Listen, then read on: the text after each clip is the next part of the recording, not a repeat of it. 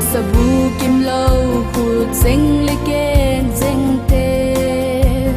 phak ping sul te le el bai te la lo pi na la pa hun pa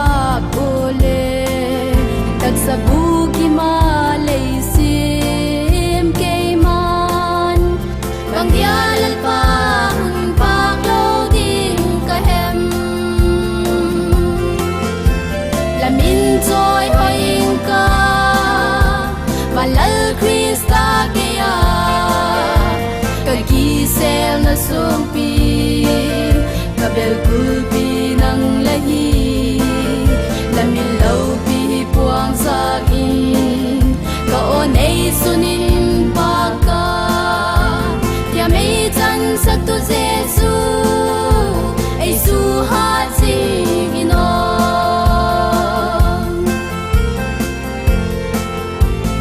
nei lo ke lal pa le hun te la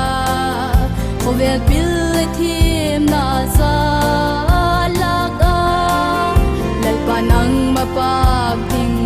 lo ma le Jesu nei te lung mo na kim ane ui bang dia lal pa hun pa lo ding ka hem min joy hoing ka malal Krista kaya ka gisel na sumpi ka belkul pi nang lahi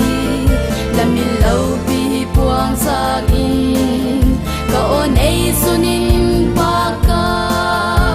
tia may chan sa tu Jesu ay suhat sing ino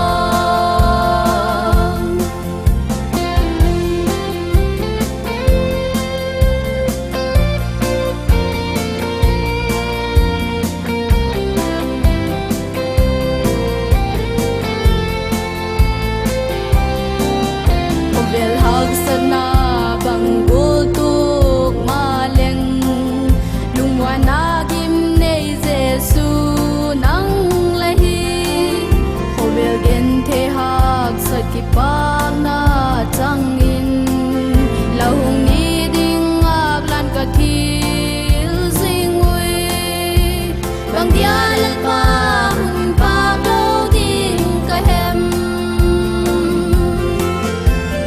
min joy hoing ka malal Krista kaya